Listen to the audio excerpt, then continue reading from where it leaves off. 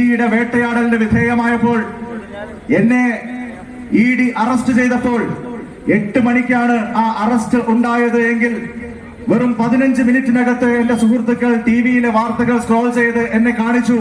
വെറും 15 മിനിറ്റുകൾക്കകത്ത് 8:15 കർണാടകയിൽ അതിനെതിരെ പ്രതിഷേധം ഉണ്ടാകുന്നതിന് മുൻപായി തന്നെ ഈ കേരളത്തിലാണ് പന്തം കൊളുത്തി പ്രകടനങ്ങൾ നടത്തി എനിക്ക് പിന്തുണ നൽകിക്കൊണ്ട് ഈ വേട്ടയാടലിനെതിരെ തെരുവിലിറങ്ങാൻ കോൺഗ്രസിന്റെ പ്രവർത്തകർ ഈ കേരളത്തിൽ ആർജവം കാണിച്ചത്. അതിന്റെ പേരിൽ എനിക്ക് ഈ നാട്ടിലെ മുഴുവൻ പ്രവർത്തകരോടും സ്നേഹമുണ്ട്, ബഹുമാനമുണ്ട്, കടപ്പാടുണ്ട്.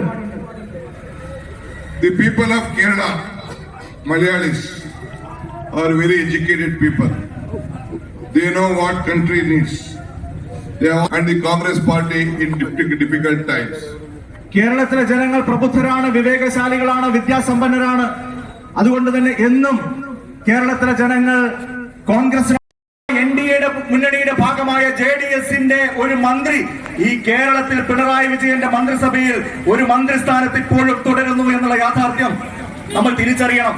എനിക്ക് പിണറായി വിജയൻ എന്ന് പറയുന്ന കേരളത്തിലെ മുഖ്യമന്ത്രിയോട് ചോദിക്കാനുള്ളത്, നിങ്ങളുടെ മന്ത്രിസഭ LDFന്റെ മന്ത്രിസഭയാണോ അതോ NDAയുടെ മന്ത്രിസഭയാണോ എന്ന് നിങ്ങൾ വ്യക്തമാക്കണം.